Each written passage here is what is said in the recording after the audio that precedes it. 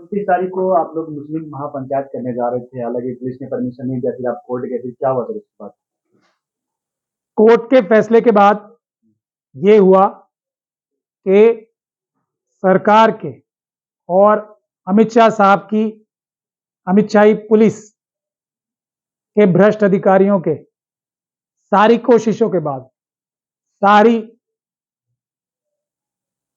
झूठ के बाद, सारे फरेब के बाद, सारी मक्कारी के बाद भी मुस्लिम महापंचायत, ऑल इंडिया मुस्लिम महापंचायत होगी। कब होगी? हाँ, ये बात है कि इतने झूठ जज साहब को बोल दिए जो हम साबित करेंगे, और उन सभी लोगों का कानूनी इलाज भी करेंगे जिन्होंने जज साहब को इतने बड़े बड़े झूठ बोल के जजेस को डराने की कोशिश की, झूठ बोल के अपने। तो कब होने से मुराद ये है कि हाँ, इतने सबके झूठों के बाद भी जज साहब ने ये बोला कि यहाँ पुरानी दिल्ली में क्योंकि कम्युनल टेंशन का माहौल रहा है, ये भी जज साहब को गलत बताया गया, ऐसा कोई माहौल रहा नहीं, कोई दंगे नहीं हुए हैं यहाँ पे, कितने साल हो गए, ऐसा कभी दंगे हुए भी नहीं है, बहुत बहुत सालों से। तो उसकी वजह से होगी, लेकिन 11 तारीख के बाद होगी, ये जज साहब का फैसला आया है। और ये मेरे ख्याल से सरकार के, दिल्ली पुलिस के, मनुवादियों के और आरएसएस वादियों के सभी के मुंह पे एक बड़ा तमाचा है कि इतनी कोशिश के बावजूद भी वो कोर्ट से ये नहीं कहलवा पाए कि मुस्लिम महापंचायत जो है, ऑल इंडिया मुस्लिम महापंचायत, वो जो मिशन सेव कॉन्स्टिट्यूशन और we the Muslims of India कर रहे हैं, या हम भारत के मुसलमान कर रहे हैं, वो गैर कानूनी है और वो नहीं होगी, ऐसा वो पूरी ताकत लगाने के बाद भी नहीं कहला पाए। अपने झूठ से कुछ दिन पोस्टपोन कर लेंगे, उससे क्या हो जाएगा? उनकी कोई भी साजिश जो आज तक रही है वो नाकाम रहेगी। आरएसएस और बीजेपी ध्यान से सुन लें कि अब वो पॉलिटिक्स ऊपर वाले ने हमारे हाथ में उसका तोड़ दे दिया है। Muslim Mahapanchayat, all India Muslim महापंचायत हो या मेवात की मुस्लिम महापंचायत हो, जहां की भी परमिशन आज विड्रॉ कर ली गई है, या दीगर मुल्क के हर एक हिस्से में जहां जहां मुस्लिम महापंचायत होगी, वो मुसलमानों के साथ साथ schedule caste, schedule tribe, OBC और दूसरी अकलियतें, सिख, क्रिश्चियन, बौद्ध की भी आवाज बिल्कुल बराबरी से उठाएगी।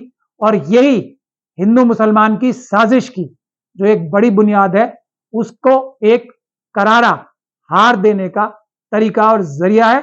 अब के बाद से मुस्लिम महापंचायतें सब जगह होंगी और वो सबकी आवाज उठाएंगी। ये सरकार की, आरएसएस की, मैं समझता हूं बहुत बड़ी हार और शिकस्त है। आपने बार बार कहा कि झूठ, सरकार बहुत झूठ बोले, कौन कौन, मतलब क्या झूठ बोला और क्यों बोला, क्या वजह क्या थी? पहले तो देखिए, हमसे क्या दबाव बनाया जा रहा था कि तुम सिर्फ मुसलमानों की आवाज उठाओ तो सरकार तुम्हें टेलीविजन देगी, सरकार तुम्हें बसें देगी, ये बोला जा रहा है। पूरी मदद करेगी, हर तरीके से मदद करेगी, लेकिन सिर्फ मुसलमानों की आवाज उठाओ। ये शेड्यूल कास्ट, शेड्यूल ट्राइब और ओबीसी और दूसरी माइनॉरिटीज की बात मत करो, तो सरकार सपोर्ट करेगी। और अगर तुम सिर्फ मुसलमानों की आवाज नहीं उठाओगे तो हमारे बड़े लोग जो हैं वो बड़े परेशानी में आ जाएंगे, मुश्किल में आ जाएंगे, तो हमें करने ही नहीं देंगे। तो अब कोर्ट में क्या बोला जाके कि हम लोग सिर्फ मुसलमानों की आवाज उठाना चाहते हैं, जबकि हमारे पोस्टर में लिखा हुआ है। इसीलिए मैं कह रहा हूं ना कि ये सब झूठ बोले कि कम्युनल टेंशन हो जाएगी। 16 तारीख को नकली कंप्लेंट्स, और वो अब इन्वेस्टिगेशन शुरू होगी ना उस पर, किस किस से झूठी कंप्लेंट्स बनवा के जजेस को, जो हाईकोर्ट को गुमराह किया है। 16 तारीख को ही 3 कंप्लेंट्स आ गई। और मजेदार बात देखिए, उसमें कंप्लेंट करने वाले करीब 6, 7, 8 लोग हैं, उसमें से सिर्फ एक गुप्ता जी हैं, बाकी सारे मुसलमान हैं, सारे मुसलमान अपोज कर रहे हैं मुस्लिम महापंचायत को। तो इससे क्या साबित हो गया कि कोई कम्युनल टेंशन नहीं, किसी नॉन मुस्लिम को कोई परेशानी नहीं थी, क्योंकि हम तो उनकी भी आवाज उठा रहे थे।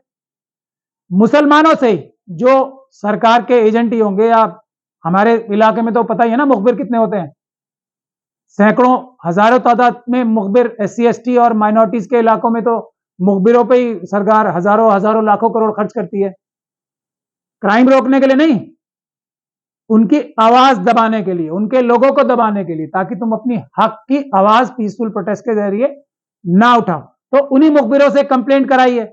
16 तारीख को ही सारी कंप्लेंट्स हो गई, 16 तारीख से पहले कोई कंप्लेंट नहीं दी। तो ये सब चीजें साबित करती हैं कि सरकार ने कितने झूठ, कितनी मक्कारी की है। और क्या रीजन दिया है जज साहब को कि ये जो दिवाली है उस तक बीच में श्राद्ध होंगे, बहुत सारे तकरीबें होंगी जो जिसमें कम्युनल टेंशन पैदा हो सकती है। जब परमिशन दी थी हमें, तब ये डेट्स नहीं पता थी क्या सरकार को? तब ये डेट्स पता थी ना। दिवाली तो तब भी पता थी कब होनी है, दूसरे फंक्शन भी तब भी पता थे। तो इस तरह के जो झूठ बोले हैं उसके खिलाफ हम सुप्रीम कोर्ट भी जाएंगे।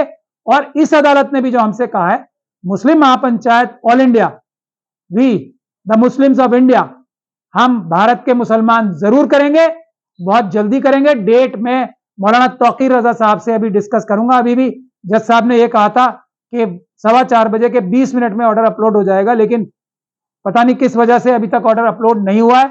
तो हम भी इंतजार कर रहे हैं। उसके बाद मैं मौलाना तौकीर रजा साहब से डिस्कस करूंगा।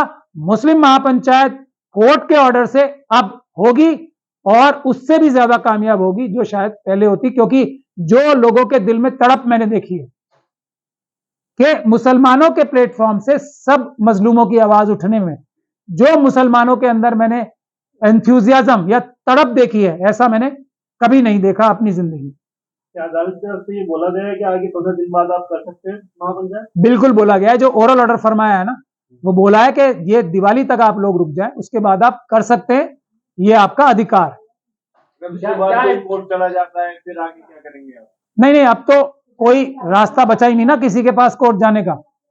अब तो कोर्ट का फैसला आ गया। मुस्लिम महापंचायत के कॉन्सेप्ट को कोर्ट ने मोहर लगा दी कि आप ये काम कानूनी और संवैधानिक रूप से कर सकते हो, इसमें कोई रोक टोक नहीं है। ये हमारी सबसे बड़ी फतह है। आज तक जो सरकारी जलसे जुलूस नहीं होते थे ना, उनको परमिशन नहीं देती थी सरकार। आज ये सबसे बड़ी जीत है। और इसके बाद सभी लोगों को, सभी SC ST OBC माइनॉरिटीज के लोगों को एक रास्ता खुलेगा कि अब अदालत ने साफ कर दिया सरकार और पुलिस का कोई काम नहीं है, सिर्फ लॉ एंड ऑर्डर के लिए रोक सकती है, वो भी कुछ टाइम के लिए। ये एक बहुत बड़ी फतह है। अब सिर्फ सरकारी रैलियां नहीं होंगी, सिर्फ सरकारी रैलियां नहीं होंगी, अब लोगों की जेन्युइन रैलियां भी होंगी, सरकार की मदद के बगैर भी, RSS और बीजेपी की मदद के बगैर भी रैलियां और अपनी पीसफुल प्रोटेस्ट की आवाज उठाने का रास्ता अब साफ हो गया है। क्या एजेंडा क्या था इसका? क्यों मतलब आप ये मुस्लिम महापंचायत करने जा रहे थे और सरकार को क्या लगा कि ये एजेंडा सामने आ जाएगा? कौन सा एजेंडा था? देखिए, हमारा ओरिजिनल एजेंडा हमेशा से मिशन सेव कॉन्स्टिट्यूशन का ये रहा है, जो हमारी कॉन्सेप्ट भी है कि मजलूमों को एक जगह आना चाहिए, सब मजलूमों को। मजलूम का रिश्ता जो है दुनिया का सबसे मजबूत रिश्ता है, चाहे वो फिलिस्तीन के मजलूमों का रिश्ता पूरी दुनिया के मजलूमों से हो, वो रिश्ता। और उसके लिए पूरी दुनिया में मजलूम प्रोटेस्ट कर रहे हैं अपनी सरकारों के खिलाफ भी जाकर। हमें भी रोका जा रहा है, लेकिन इंशाल्लाह इस बार फिर जुमे के दिन मैं फिर प्रोटेस्ट करूंगा जामा मस्जिद की सीढ़ियों से। तो ये एजेंडा हमारा जो है, सरकार, कोई भी सरकार जो जुल्म करती है, RSS और बीजेपी की तो खास तौर पर, वो डरती है। और मुसलमानों को एक फलक्रम की तरीके से इस्तेमाल किया जा रहा था। सारी देश की पॉलिटिक्स, गंदी पॉलिटिक्स मुसलमानों की नफरत की बुनियाद पे हो रही। तो मुसलमानों को ही कोई ऐसा रीजन, कोई ऐसा रास्ता तलाशना पड़ रहा था जिससे इस जहर को जो RSS और बीजेपी फैला रही है, ये जिम्मेदारी भी मुसलमानों के कंधों पे आन पड़ी कि इस जहर को कैसे खत्म किया जाए, जबकि कोई भी और पार्टी, कोई भी और ताकत, कोई भी और ऑर्गेनाइजेशन इस जहर को अपनी पूरी ताकत लगाने के बावजूद भी खत्म नहीं कर पा रही थी। दूसरी एक वजह यह कि मुस्लिम क़यादत, मुस्लिम जो अवाम है, वो इतनी बहादुर, ज़हीन और समझदार है। उसने CA NRC के प्रोटेस्ट करके सभी मजलूमों की हिफाजत की। लेकिन जो हमारी क़यादत है वो इतनी मजबूर, बुज़दिल और एक तरीके से लालची हो गई है कि वो इतनी ताकतवर आवाम को, मुस्लिम आवाम को रास्ता नहीं दिखा पा रही कि वो सभी मजलूमों की हिफाजत कर सकें, सभी मजलूमों की आवाज उठा सकें।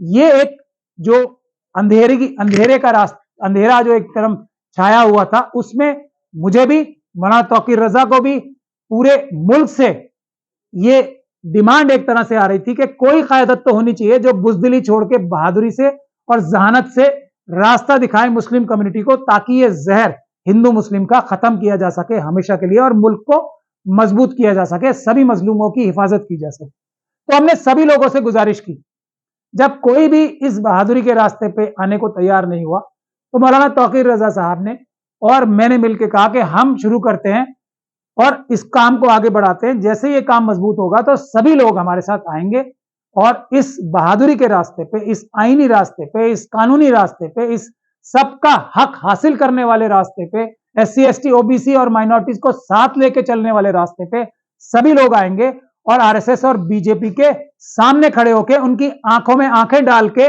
उनको पीछे हटने पे मजबूर करेंगे कि तुम लोग हमारे मुल्क को अब मुसलमानों के नाम पे और बांट नहीं सकते। तो इसीलिए सरकार ने हमसे क्या बोला पुलिस के जरिए कि आप सिर्फ मुसलमानों की आवाज उठाओ, हम आपको हर तरह से वो मदद करेंगे। टीवी चैनल्स का लालच दिया जा रहा था कि आपको प्राइम टाइम पे दिखाया जाएगा घंटों घंटों तक, आपकी स्टेचर इतनी बढ़ जाएगी।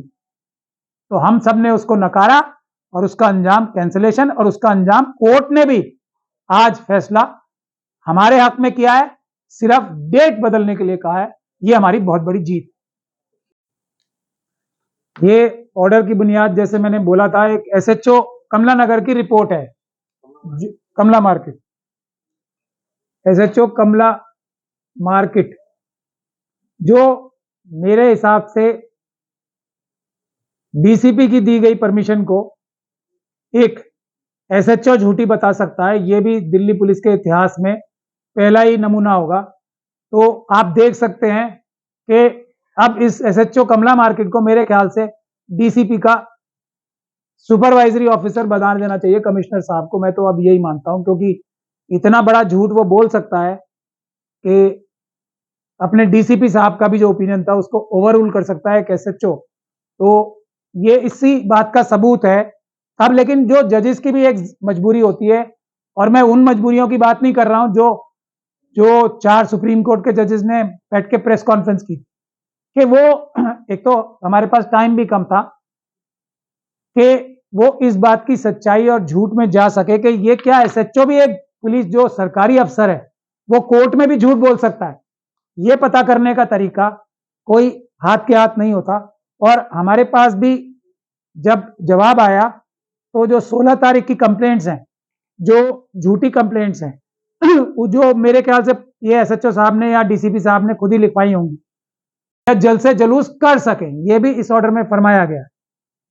लेकिन क्योंकि एक SHO ने एक झूठी रिपोर्ट फाइल करवा दी, और वो भी सरकारी वकीलों से, और सरकारी वकीलों के पास भी कोई तरीका नहीं होता कि SHO के झूठ को फौरन पकड़ सकें, तो इस SHO के खिलाफ भी हम कानूनी कार्रवाई करेंगे जिसने अपने DCP का सुपीरियर ऑफिसर बनके ये झूठी रिपोर्ट लगा के या किस साजिश के तहत ये काम हुआ है, उसके लिए भी हम कानूनी कार्रवाई करेंगे, ताकि आगे आने वाले टाइम में, इस वक्त तो टाइम भी कम था, इसलिए भी हमारे पास भी एक जो हमारा वॉच क्लास था उसमें भी रेत जो है बहुत जल्दी से फिसल रही थी।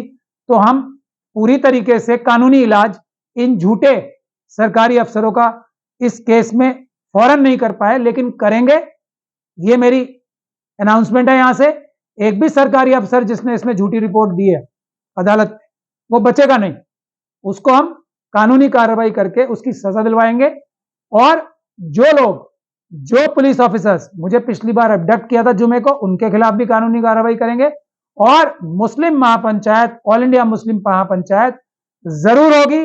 आप सब लोगों को खुशखबरी सुना रहा हूं, मैं मौलाना तौकीर रजा से बात करके 12 तारीख के बाद की कोई भी डेट फिक्स करेंगे और जल्दी अनाउंस करेंगे हम, ताकि आप लोग पहले से भी ज्यादा ताकत लगा के, और इस बीच हमें मौका मिलेगा कि आपके बीच आके हम सबसे गुजारिश भी कर सके और मुस्लिम महापंचायत की कॉन्सेप्ट सबको समझा सकें कि ये सब मजलूमों की आवाज उठाने के लिए नया कॉन्सेप्ट जो उठ रहा है, जो RSS और बीजेपी की असलियत पूरे दुनिया में उजागर करेगा, और उनके दलालों की भी, जो उनके दलाल हैं, जो हमारे जैसे लगते हैं लेकिन हमारे दुश्मन हैं, उनकी भी हकीकत इस मुस्लिम महापंचायत से एकदम उजागर हो जाएगी। बहुत बहुत शुक्रिया।